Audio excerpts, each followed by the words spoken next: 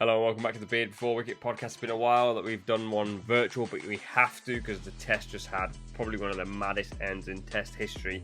Me and Rash, actually, technically speaking, did do a recording yesterday. We didn't anticipate this ending at all. We were all watching it. We were all messaging each other in the group. Mo, what did you make of that ending? It was insane. Can we just first of all talk about you and Rash doing one yesterday? I was trying to skip that England really were gonna quick. win. Both here talking about England winning. When I said, "What are you doing a review for?" Because the game's not over yet. Obviously, Yeah, we but know that. We were doing a review because the game was over. We didn't do a review saying that England's going to win. Come on. But I like, don't like that. We did a review as a thing. To be fair to Nubaid, he did say, right, let's do a review. But beforehand, we'll say that, right, obviously we don't know. We've got day fives tomorrow, but we'll give predictions potentially and just go through the games, which is what we did. So, very good shot, Nubaid. Well done. I'm trying to because you messaged me beforehand and said, "Yeah, the game should be over." No, I was like, "What? What are I you said saying?" bro, No, I said that. Nubaid said that. I Yeah. said that. But that. hold on. He was Pause. like, the game should be over now. Bro, but with 35 runs scoring, Jamie Smith's on strike. Like, if Smith doesn't go out, obviously he does, but if he doesn't go out, England would make it. Yeah, it's the pressure, man.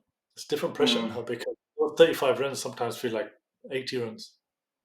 Because you know Woakes is going to come in and Woakes is not going to bat properly. It's great that he came in. It's amazing that he came in. But the less balls he faces, the better. So he'll bat to down anyway, pretty much. Mm. True. And to be fair to India, like, we have to be fair to India here, like, they bowled really well, especially in this morning session and also last night. And I just thought, obviously, Siraj has been like the centre of the attention. And who was it earlier in the series that he had? Was it Duckett? No, Crawley. What about I it? think both of them, probably. He had like a bit of a argy-bargy with them. Was made Well, like the villain in the papers. Ruti and few other people, like few, they got stuck in Indian bowlers. Yeah, I and think that's he's just like been that's his kind of character, isn't it? He's like that. Right, I'll give it my all. I'll run in and give it for the team and put 100% in, and that's what happened. But like I said, when the ballers are like hitting their legs, the crowds behind them, the few play misses, the ball starts to do a bit more. Knows a bit more about that in terms of Test cricket. The pressure is completely different. People start playing differently. Like I said, Smith there was playing differently, and the boys weren't as comfortable purely because of the pressure of the situation as well. England also messed up twice with the bat because they were 90 out for none first innings, cruising, but it was doing a bit, but they were scoring quick. And then Ducky obviously got out to a reverse, and then they were 2 something all out, 270 out all out, whatever it was. And then second innings, when they were chasing, they only needed what 80, 3 down. Yeah, And then two guys on 100. One guy was on 100. Brookie just got 100. And Brookie's shot, like people would say this and that, but he plays he does come down the wicket and thing. He just obviously lost a grip of the bat, got caught mid off and stuff. But then what happens is Ruti then took over, cruising again. Then Bethel plays a big shot, gets out. When actually just try and see the game home, try and get the next 30, 40 runs, get a job done. And they lose 2 wickets, and all of a sudden you're 6 down with basically 7 down with Woakes not being able to bat. So they're always a bang away from being in trouble. I think if you look back at it, England generally would be disappointed of it. Obviously, they're disappointed they lost, but they'd be even more disappointed knowing that they're in a position to win comfortably. Yeah. But comfortably they could have won. The boys were 100. They could have played comfortably won. But that's what happens in Test cricket. Easy, you lose a wicket or two. Pressures on people start playing differently. Another wicket, a maiden comes. Another wicket, and then all of a sudden it turns on its head. But India showed great fight though throughout. They never really, 100%. they never stopped. They kept coming even when there was a big partnership. 2 guys gets 100. Just kept coming. Siraj in particular, out of all the bowlers, and to be fair, Prasid Krishna was good. He bowled well this game, and the wicket did do a lot more. Good, but I thought India were brilliant. They showed fight throughout the series. I think they were very good as well because they had the opportunity to take the new ball. I think that played another part because the ball was doing so much with the older ballers in like it was nipping around. They were hitting their straps. They were balling quick as well, heavy balls. Because it could have so easy gone like right, let's take the new ball. Because I think if they did take the new ball there, and then I reckon it'd be a lot easier for the batters. They would have just a few flicks, maybe a few cuts, whatever. All of a sudden done. rarely Yeah. the new ball goes around. Like you can score Yeah. something like this. Okay, it just goes Yeah. quicker off the bat. So you're right. So were you surprised that they didn't take the new ball, or were you like, nah, not surprised at all? Still doing a lot. They didn't need Yeah. to take the new ball. Yeah. The ball's harder. It's just like one hit, and Mm. then all of a sudden Yeah. it goes further. You know what I mean? And Mm. the New England play shots, etc. So it was doing enough or more Mm. than enough. They They would didn't have to only take the take new. the new ball if it was like potentially if they're 5 runs to win and there's still 2 wickets, right, or 6 runs or 8. Yeah, Right, let's take the new ball now because, like I you said got Nick. before, he was doing plenty. Mm. Yeah. I think they're also just turning the screw. Like Siraj in particular, that we have to talk about. I think, in my opinion, probably the standout player from the series, especially because there was a point where we obviously recorded and said no Bumrah, so they're going to have a problem because there's no Bumrah. And I think both of you agreed at the time that like someone else would probably step up. Yeah, And obviously we said like it could be Siraj. yeah. I think But then the fact, his two best games were the games Bumrah didn't play.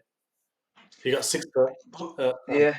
yeah, yeah, and Bumrah didn't play. So that just tells you sometimes when your best bowler, and he's the best bowler, Bumrah, is not Mm. playing, you need people to step up. And I think we mentioned it before. Sometimes when Jimmy didn't play, Brody used to step up. Brody's 8 for 13 was when Jimmy didn't play, for example. So you do have characters like that, and they're very similar characters. They don't give up. They fight all the way through the end, and they keep coming at you. And Siraj has definitely got that in him, where he doesn't back down, and I think he just has that belief, like Brody did, that they can change a game on their own. I think he also would enjoy the responsibility, of that leader role of, right, I'm the main baller in the team. Like I say, I'm the leader, so I've got to make sure show the way for the rest of the boys as well. So that's why, like you say, he's got that extra step, extra energy that he can come in and ball like that. Like sometimes if Bumrah was playing, he'd be like under his shadow in that sense, because mm, everything Yeah, will be about Bumrah, and he'll go a bit under the radar. But here he can definitely stand up and be like I say, right, I'm the leader of the attack. I've got to make sure that I show the way for the boys. yeah. Even to be fair, even his last delivery, the Yorker, we were just speaking about Mm. this actually. And when I was watching this, I was thinking, I don't know why Atkinson had a big swing game. he was swinging before that as well, and he missed a few. I think the over before against Prasid Krishna, like the field was out, and he kept swinging and he missed. He's obviously aiming for the short boundary, and I think Siraj obviously done him for just the length, really. Mm, And I'm not sure what he was. I mean, he was swinging, but it was almost like he was low and he was down, and uh, part of me thinks he was almost just trying to get into a wicket, maybe. But those situations are difficult for. Obviously, he can bat, but they're very difficult when that sort of pressure is on. To like I said earlier, those 30 runs now feel like 50, 60, 70 runs because that's where you need someone like a bit more of a proper batter, almost a bit more like Woksy. I'm not saying he's not a proper batter, but Woksy's a proper batter. And if Woksy was at his best, I think you'd get more out of Woksy, which he's done before. Whereas Gus, you're kind of relying on him um, when you rely on players like that in those times. They don't more than often they don't score many more than mm, likely. They'll score throughout their career for sure, but not in those situations a lot of the time. Um, but I think they'll be disappointed even just before that. I think same with Jamie Overton and Gus Atkinson. They're obviously in for the bowling, and the batting is more of a bonus. So when they're batting first in the first innings, you're hoping they score like a 30, 40, 50 a lot of the time. But when it comes to those crunch times, you need more of a batting head on your shoulders. You need a bit more of a the nous needs to be there where like there was times where even the over before he probably could have like just sliced a couple maybe for two and never know you get four rather than slugging like that way for the short boundary. So yeah, I mean, the game was in that situation where, again, like I said, you need a bit more of a proper batter. What do you reckon, Rush? Yeah, 100%. I think when you're in that situation, if you're letting off slugging every ball, you're looking to hit six every ball. Chances are chances are not high of you hitting a six, like I said, 1 6 out of 4 balls, because everybody was on the boundary as well, so it's not going to be easy. Whereas if you take the other option and almost like you said, think like a batter and play like, right, okay, if it's short and wide, I'll try to cut it for four. If it's pitched short, I'll try to drive it, even though like yes, the people are on the edge. But if you nail it in the gap, could be two at least, because Woxie he had it in him to come back for two. That's two less runs. And the ballers start maybe doing something different. They ball a bit to the hip, you flick it for two more. So there's that way of going about it as well, as opposed to just trying to slog it for 6 and hoping I hit a 6 by chance. Because everything was there, just slog. I just hope I get one. Yeah, in his defense though, because Woakes ran that two, and he was in pain with the running. So part No, of him but I then think regardless of that, even if he was in pain, even Box, he would have even come back for two. Even if he had to, regardless, he would have come back because that's what was needed. When you're batting at a time and you think like if there's a two that's you're gonna have to push a bit, that's the last thing you want from Woksy, and I think that was in his mind a little bit as well. But still, I still agree with that. There could have been a cut. There could have been a slide. Maybe like just Or get a back. pull shot or flick or a drive. Hey, I'm giving example like you just said before, having that Field in, mindset of a batsman as to win opposed four to a slugger. guys in, and once they come in, then you got a chance of hitting that 6. But it's easier said than done as well. Yeah, 100%. Yeah. But because they never actually bought people in. When he was the last bowler and Gus was on strike, it wasn't like they bought people in. It was like, no, they were playing the long game, saying, right, okay, we're going to have everybody out. And even if you get a single here, we don't actually mind. Because next over, we're going to have everybody out again. What you're going to do, you can try to maybe slog it, miss, and then get single. You know, there's that as well. So they were never giving them a chance. Because if it was they're over, they got the single, hardly anyone came in. If that happened again, you do that for 4 overs, even 5 overs, you might get, and then all of a sudden you need 6 to win. You flick them for 4 because of whatever, of third man or whatever it is. Doing it until they bring the field, and when they do eventually bring the field, that's when you get your boundary. But then obviously then Woakes will have to face. But you're taking the game closer. But anyway, the difference, like people go about it differently. Yeah, amazing. You also should mention Woakes there, by the way. Yeah, like the guy came out with like a sling on his arm. He could barely run. Like he was, and I think the one thing, obviously, a lot of cricket fans were tweeting this saying it would have been amazing to see him bat one-handed, but I think he's genuinely like in so much pain that I wonder what would have happened if. Huh? He wouldn't want to face. That's the thing. Yeah, like as much as I want to see, it would have been good though for him to face a ball and say, right, 2-2, and he just batting right, and he just gets one. They just he does that. Or goes for 4, or he flicks it. Weirdly, I was thinking if he had a broken hand, it probably would have been easier to bat than a dislocated shoulder. Because when you've got a broken hand, like one is across, but you kind of like that, like once it's the shoulder. You still can shape up if you got broken hand. Yeah, like even if it's his left hand, right? So he can move it, and if it's like you can get hit still here. Whereas if because of his shoulder, that's so painful. And then if he gets hit and he has to move, and it's extremely painful. So I think actually it would have been easier if his hand was broken. I think regardless of that, for him to even come out in that situation shows a lot of heart from him, a lot of that pride, playing for the badge, and also not that, but it's more for the teammates of representing England and his country. So all that played a big part in it. So I don't think he was in any doubt of saying, right, I don't want to, but I have to. But he would have put his hand up saying, right, no, I want to do this. It would have been like, I'm doing this for the team. I'm doing this. I'm making sure that I'll go out there if you're required to win the game. So I say hats off to him for all that he's done. I was wondering what would have happened if he actually ended up on strike for like 3 balls. I would love to. I would love to see that. Would have been insane, bro. Like Siraj, like bowling 85 plus. I think they would have definitely gone for the stumps. They would have gone for the stumps. So he could have stand there beforehand and just with his bat out. Yeah, right. It's so hard. It's Rash flipping giving the big ones there. No big ones there, man. I'm telling you.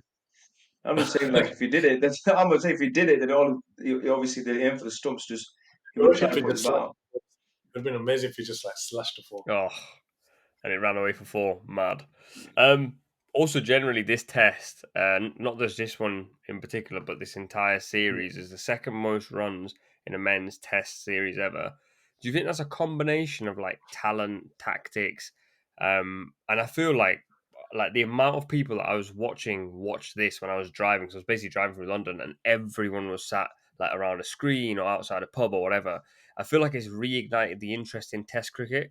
We've had this discussion before, and I think we've previously said in England and Australia, Test cricket will always be watched anyway because it's the Ashes or whatever. But there was a lot of new fans watching this, and I can't remember the last time we had a situation like this where like lots of neutral fans would be scurrying to their TVs to go and watch like the end of a test match. Yeah, it's one of those series where it was so good to watch, and you had such good cricket. Like you had Shubman's batting, you had KL's batting, you had Ruti's batting, quality from both sides, like amazing batting from both sides. And then there was periods of time where like the bowling was good. There was great partnerships. Like when I look back at this series, I always think there was great partnerships between players, batters in particular. Like he had a Washington and Jadeja batted amazingly well together. Mm. Like there was loads of fight and loads of like character shown in this series, which is great for both the teams going forward. First of all, and especially England going to the Ashes coming up. Um, but yeah, it was great. Like we always mention, like in England, it's great to watch Test cricket, especially between India, England, Australia, England. There's always a bit of needle. They're the big series, and all three of them are like quality sides. And especially when you play in England, like when you play in India, it's very difficult to go there and win. But when you're in England, it's like really even for both sides. And India's bowling attack over the last couple of series has been outstanding. I think also as well, it's like I said, with the highest, one of the second highest, like I said, ever in Test cricket. A lot of that has got to do potentially maybe the pitches as well. The pitches have been generally quite good on to bat on. Like I say, usually they can be seaming quite a bit or whatever it is. So the runs will definitely be a lot down. But I think because the wickets have been good, but not just that. I think like Mo said, the way the boys have played, gone out there, play that baseball type of cricket, being positive, like chasing 400, chasing 380. Like before 10, 15 years ago, it was hardly ever heard of. Now they're making that a reality, making that right. This is doable. If you look at this game, though, this wicket wasn't that good, and there's still a lot of No, runs scored. yeah, Mm. So yeah. if you look at obviously the weather was amazing at the start of the series. So the wickets when the weather's good in England, the wickets become quite slow, the flatter whatever. But when it's like has been for the last week or so, a little bit overcast and at the oval you get bounce and they left it green, etc. I think England would have preferred these kind of wickets a bit more. Although India's bowling attack is still good, I think they would have preferred these wickets where it does a Mm. bit all the time because just negates their batting a lot more. But having said that, I think Rash is like absolutely right. I think it's that generally the wickets have been flat. That's why there's been loads of runs. But even this game, there was a lot of runs still. So it just shows like some of the times those techniques are good. Coming back to something you said earlier, obviously there's been a lot of runs scored. You both discussed the pitches. Mo, you made a good point that actually this pitch wasn't made for batters. And we've spoken in previous episodes about the bowling attacks of both teams being somewhat weak, which has allowed like KO Rahul to have a really good series, Shubman Gill to have a really good series. Root obviously has had a really good series, but Jaiswal at 23's also had an unbelievable series.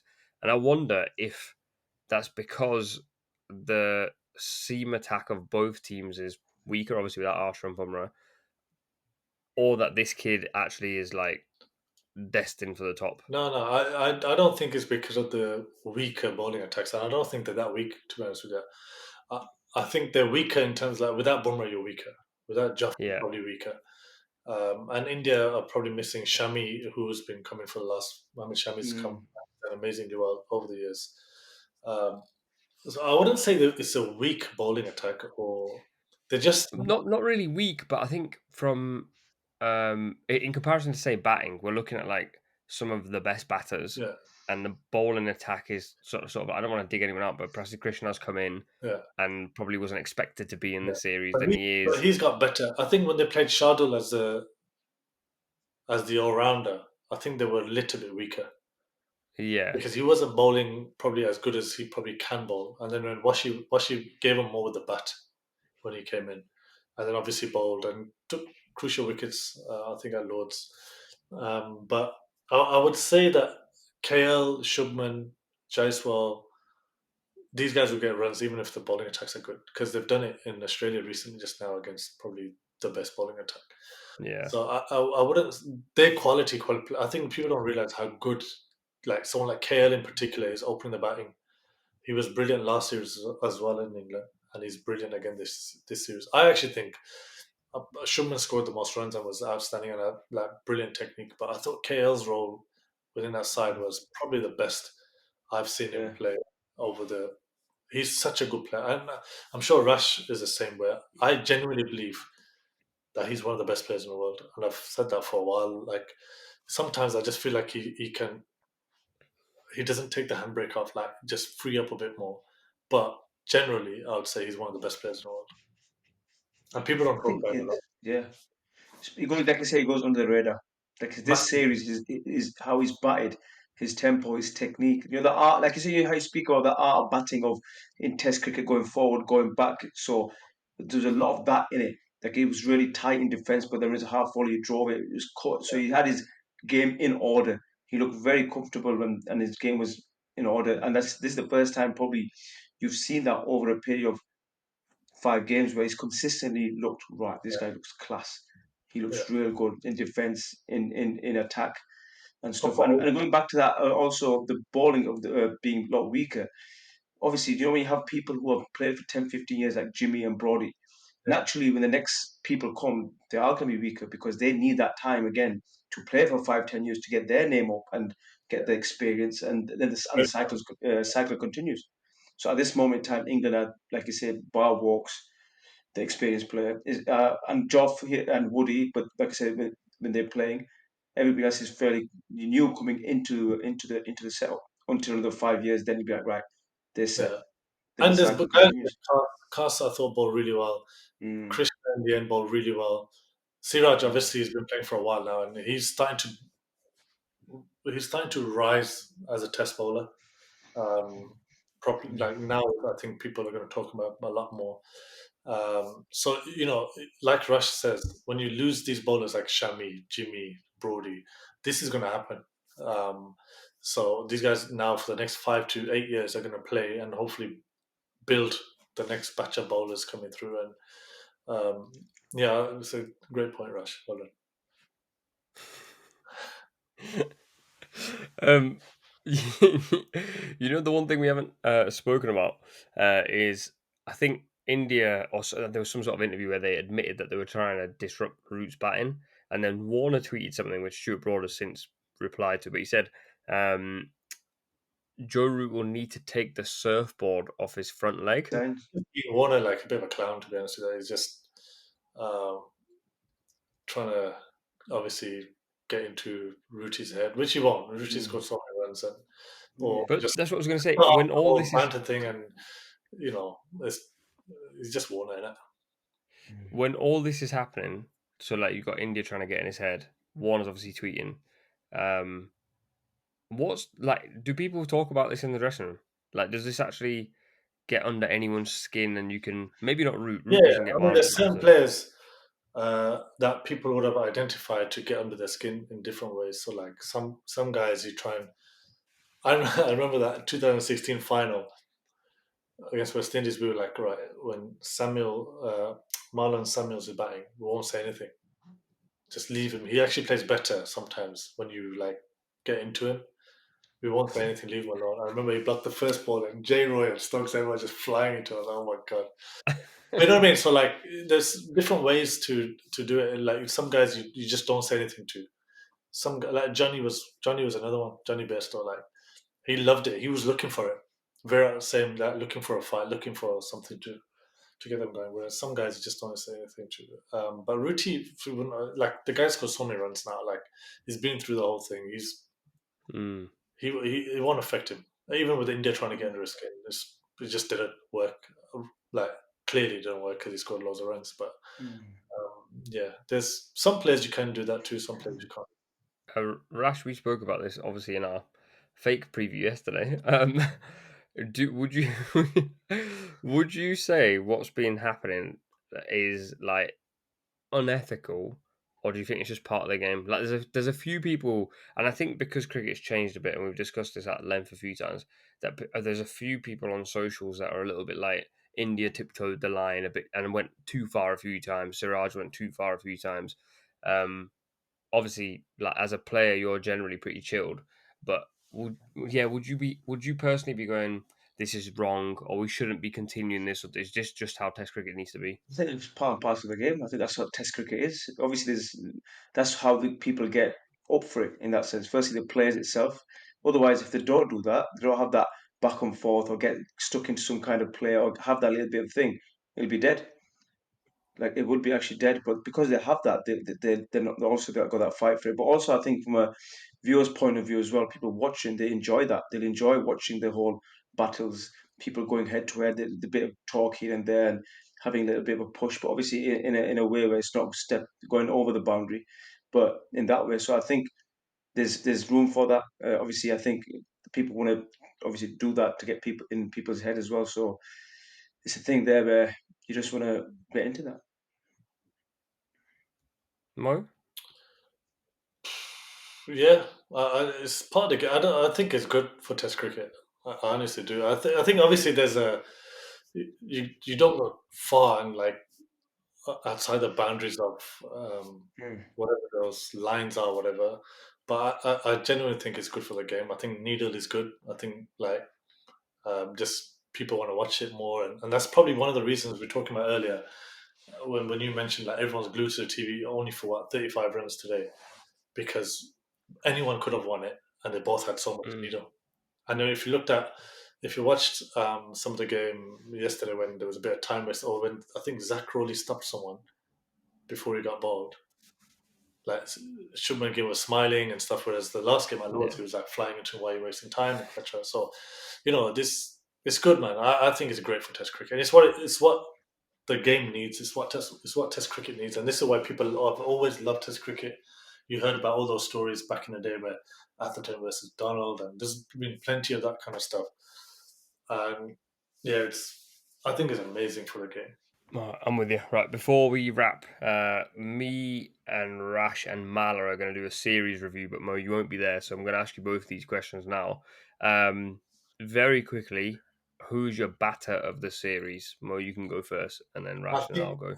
There's been obviously some great batters in the series. KL, Ruti, these guys, but you can't look past Shubman Gill. I think as a captain, batting number 4.